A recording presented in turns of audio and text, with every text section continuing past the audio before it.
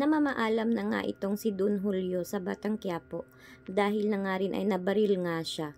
Kaya naman ay labis na kinalulungkot nga ito ni Tanggol at lalong-lalo na si Ramon Montenegro. Kaya galit na galit nga sila at halos maubos na nga nila ang mga pulis. At dahil dito ay nakatakas naman si Ramon Montenegro at sina Tanggol.